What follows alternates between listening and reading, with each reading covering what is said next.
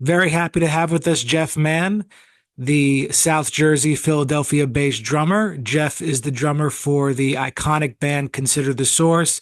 Consider the Source is a progressive rock psychedelic instrumental band. A band quite not like anything else you've ever seen before. So Jeff, thanks for coming on today. My pleasure. Great to be here with you, Abe. Jeff, we've known each other for a long time, so we're going to dive deep today. Yeah. We've played music together, but we're gonna talk about some other things. So I'm ready to go.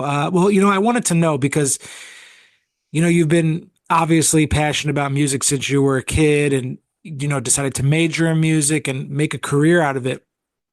When did you actually decide? You know what? This is what I'm gonna do. I'm serious about it now. I'm gonna go pursue it in college. Do you have a specific moment when you were in high school or middle school? Let's say. Yeah, it wasn't like a specific moment, but definitely around that middle school, high school age, I was starting to shift my main focuses all towards music and being like, I think this is what like the thing I really want to do. Um yeah, I used to be like into sports and some other things and all this sort of stuff kind of like fell by the wayside. And I was just like, love practicing, love playing music, and probably around high school age, I was like, this is what I want to do. Just want to play, do whatever I can to play as much drums as I can. So you were actually at that point it was a conscious thing going on where you're like, I see myself doing this as a career. Definitely, and I didn't really understand at that time what like a career musician meant, um, necessarily because there's so many things that could be. You know what I mean? Um, but I just kind of felt that I didn't really want to dedicate, huge amounts of chunks of my time towards anything else. No, I mean it sounds like you're self-aware, and to be like that when you're younger, I mean it's usually people go to college and then their career, turns upside down, but it sounds like you were really in tune with it from a young age. And you know, you've been in this band for quite some time, and I know that the music you play with them, if would I be safe to assume that the music you play with them is that if Jeff Mann could play anything it would be this type of music? Absolutely, yeah, Yeah, hundred so hundred percent. it's like a hand in a glove with you in this band. Yeah, and it's really fun because I love playing all sorts of music. I really do appreciate a lot of genres and love playing stuff. But I was kind of doing a little bit of this, a little bit of that, playing with lots of different groups before joining Consider the Source, and I did feel like there was this void of like the thing that I loved the most was not really represented in all the musical projects I was doing, you know? Yeah, I mean, you're Uh, someone who could say they genuinely love what they do. There's professional musicians who go to their gig at playing in a wedding or a bar mitzvah. They're like, oh, I really don't want to be here right now, you know? yeah, no, totally. I grew up listening to a lot of like progressive rock music and just kind of like progressive music and jazz and fusion and stuff that is improv. And I always loved like stuff that was kind of like odd time signatures and like, some kind of like not straight pop necessarily, pop sensibility kind of stuff. I do enjoy that too, but the stuff that got me most excited was the stuff that kind of pushed the musical boundaries a little bit. No, you Um, definitely play stuff that push the musical boundaries. Now when you talk about odd time signatures and grooves mhm. like that. Now, when you're like first getting into it, is it like, oh, I just need to figure it out type of thing, like, or I just want to get there? Yeah, totally. Um, you know, Certain time signatures or like feels of things are more comfortable than others. But yeah, when something's brand new, I definitely try and just like figure out the skeleton of it and figure out the basics and then dress it up little by little, you know? When you're playing in 4/4 or 3/4, you can kind of, play, on top of the groove or, into the next measure, so to speak. But are you at the point now where you can comfortably do that with these like 5/4 and 7/4 words? Oh, like does 7/4 feel as comfortable as 4/4 does? Definitely not, but I'm getting there. Yeah, No, no, it's such a cool thing, and there's as much as you can play in those time signatures as you can in 4/4. So most of the stuff I've played, I guess, in my life has probably been more straight ahead and 4/4 stuff. Um, and when I was younger, I was really, really excited about all this odd time kind of music and progressive stuff, and I worked on that a lot. And then there became a, a I forget how many years, but a stretch where the gigs I was getting were more like wedding band and singer songwriter and cover band things, and I was like, it doesn't really make sense for me to be shedding in 7 and 13 right now.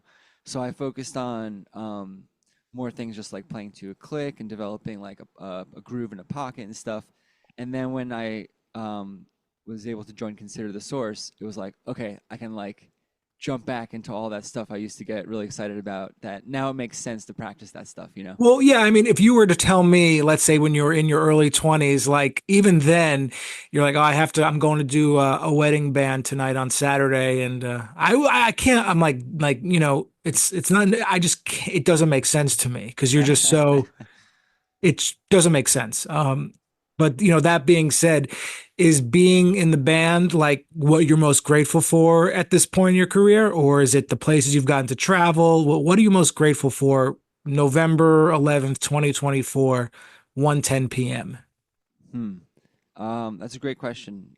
I'm definitely grateful for a lot of things.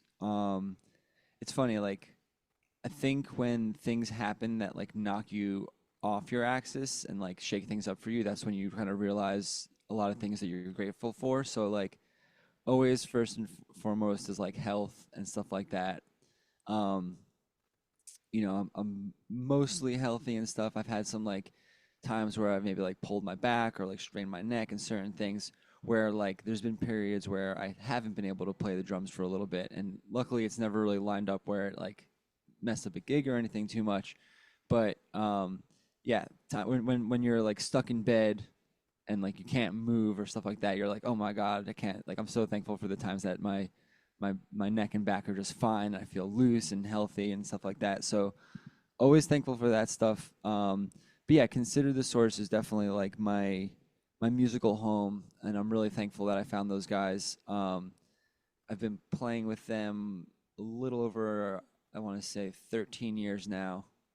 So we're definitely like family. We've been through a lot together, on and off the stage. And a funny thing is, we really are like a band. We work on a lot of projects together musically, and we have a business phone call every week with our manager, and we do a lot of driving and traveling together and stuff like that. So it's a funny thing, being in a band.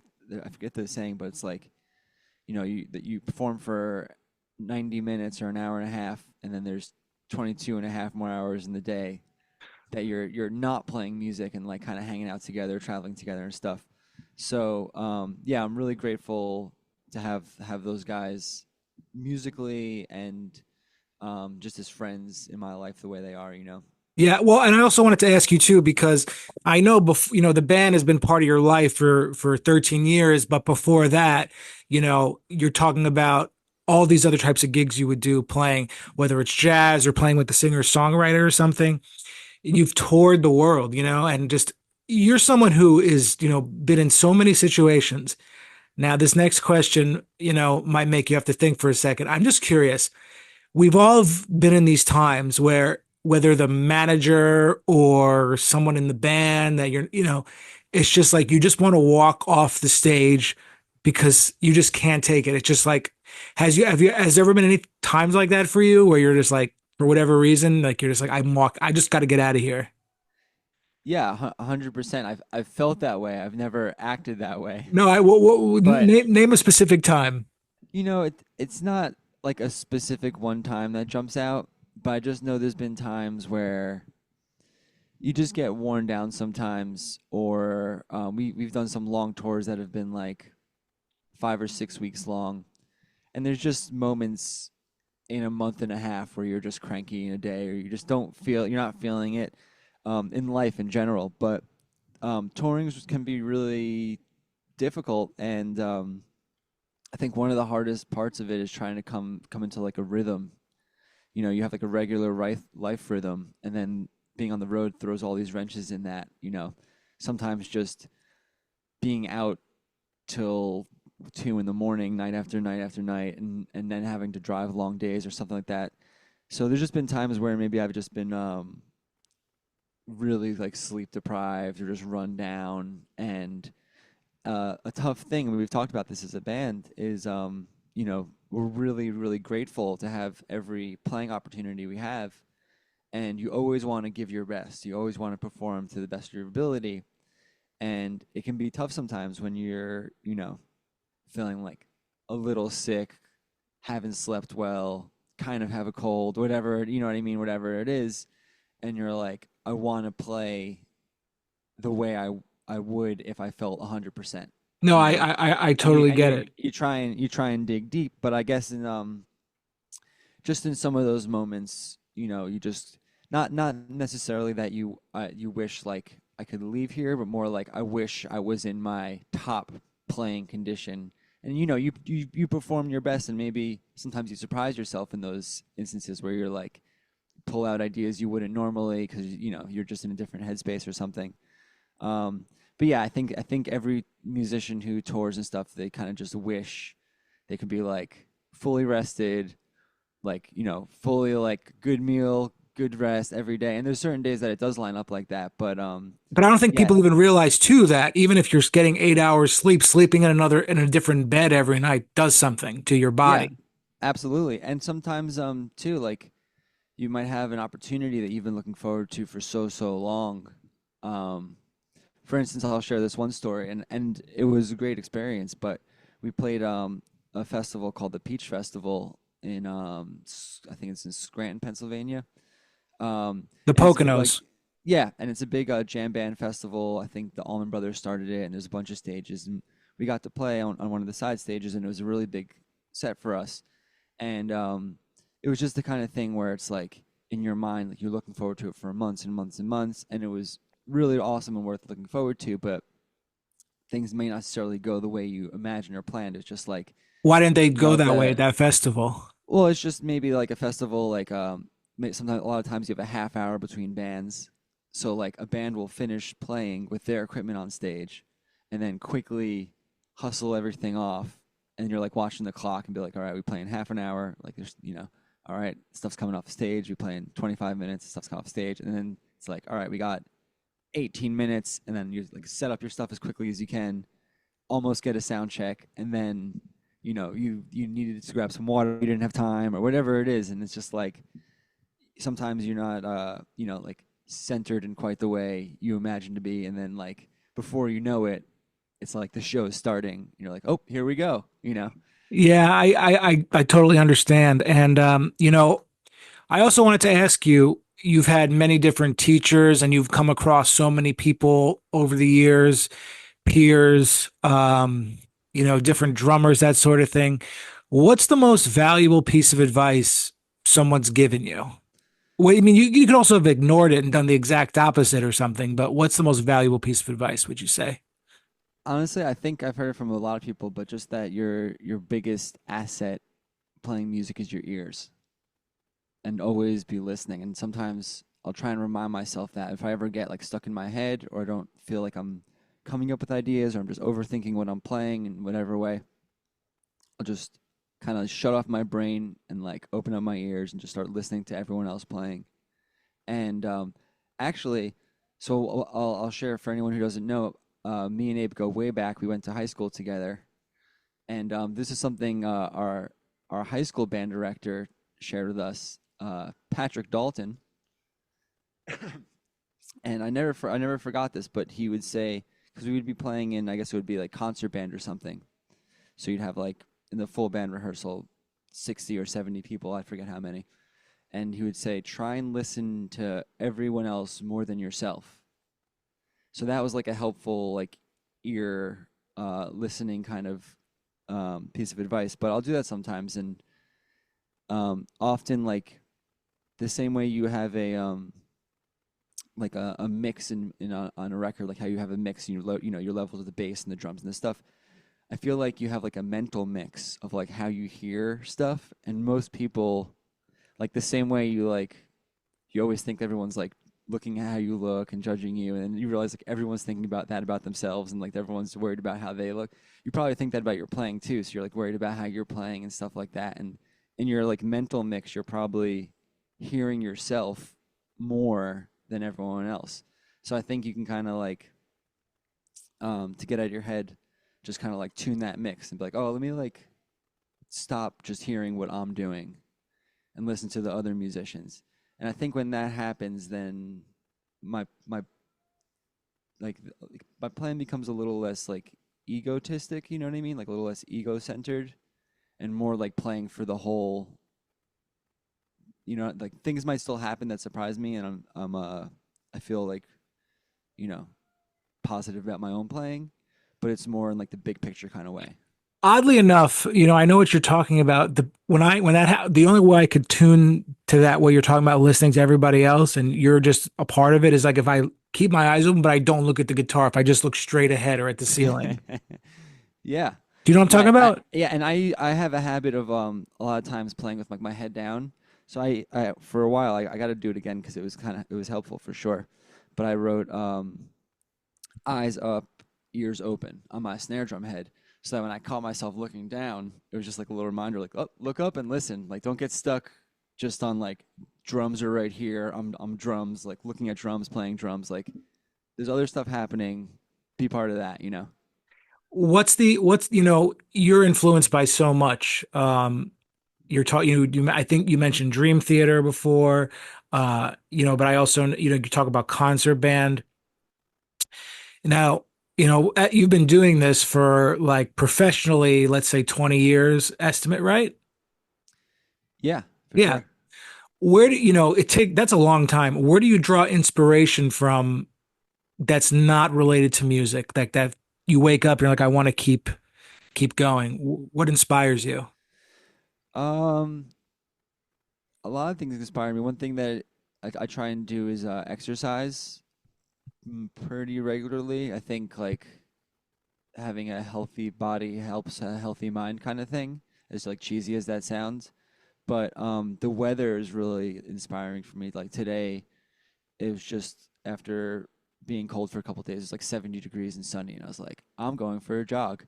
Does sunny And weather bring out the best, like your best playing, you think, like, or the um, summer? winter too. It just I enjoy just like snowy, a nice snowy day is great. Fall weather is great. Like I enjoyed lots of even the rainy day can be cool, but um, just like nature and getting outside. But like yeah, today I know you said away from music, but I like it was really nice out, so I went for a jog and I put on some music to listen to that was like inspiring. But comedy is really inspiring to me. I listen to a lot of comedy. Um, I think musicians and comedians have a lot in common, and the improvisational element that comedians work on stage is in some ways similar to musicians. So there's a lot of inspiration in there. Um, yeah, traveling for sure, being with the band on the road, seeing different places. We've done a couple trips out of the country that were really inspiring, and um, had some like culture shock where I was just like, wow, this is like very different than the world I'm used to and the places I've been so far, and just kind of wakes you up to like the bigger parts of life and humanity and stuff. Yeah, But yeah, no, that's great. I mean, it's funny you say that about the weather. These little things, like they make such a big difference in your music.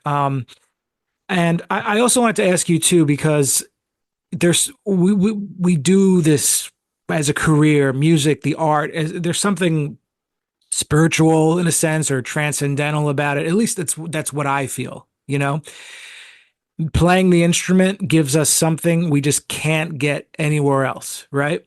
hmm If you would put that, do you agree with that?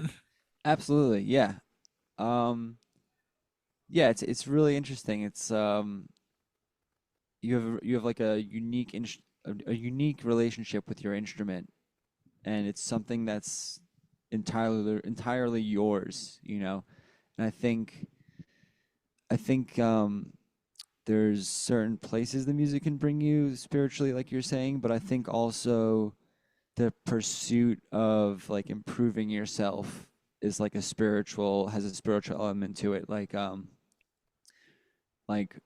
my like people use the word like Zen or like like my peaceful place or something, but for me, like when I'm just practicing, like working on exercises and like getting creative on the drums, and it's just me and the instrument, and I have the time to explore it and work on ideas and improve my skills. Like that's a really great feeling that I have, and a thing I share with my students, and is something is something like it's a really great feeling to walk into like your drum room and not be able to do something and then walk out and have the skill where you say, oh, I accomplished that. I couldn't do that, an hour ago, and now I can. Or I never did that before, and now I did. And with drumming, it's really cool because drumming's such a physical thing.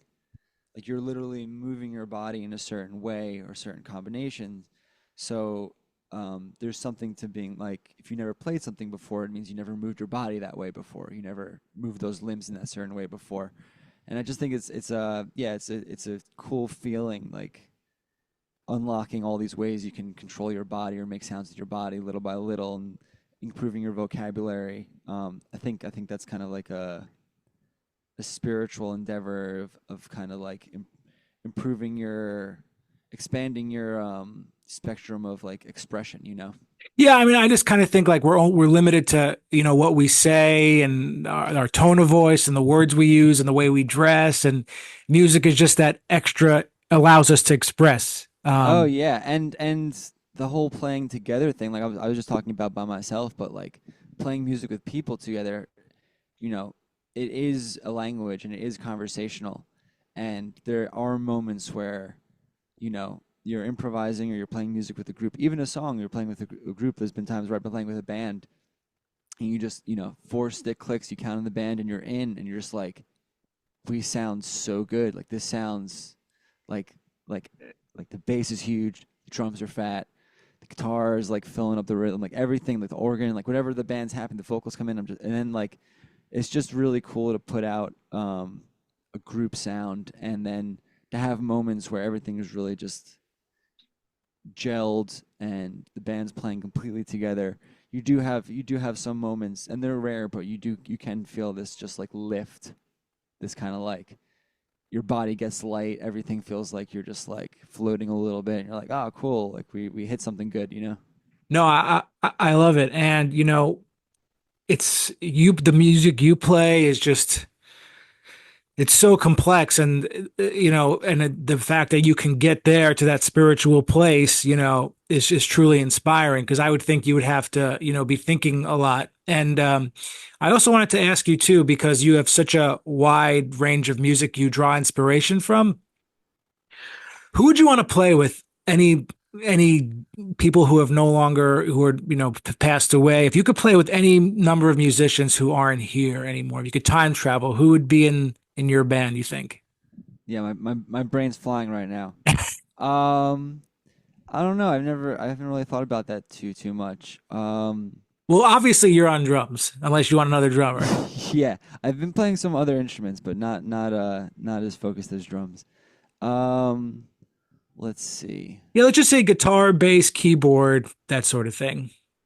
Yeah, my favorite band, and you might remember this, but my favorite band is a band my dad really loves. So I grew up kind of listening to them. Emerson, Lake and Palmer, and Yeah. the keyboard player Keith Emerson is no longer with us, and I think that he would have been an awesome musician to have jammed with, just because I grew up listening to him. He's such a legend in my house and stuff like that, and um, had really interesting sounds and kind of like ahead of his time. So yeah, let's go Keith Emerson on keys, on bass. Don't know. I almost want to say Jocko just to throw it out there, just because he's such a legend. He's the best. The Um, king. yeah, that would have been really, really cool. And then guitar. I don't think I deserve to play with this guitar player, but I'll throw out the name Sean Lane, who is a really incredible guitar player who played with a drummer I really really love named Jeff Sipe.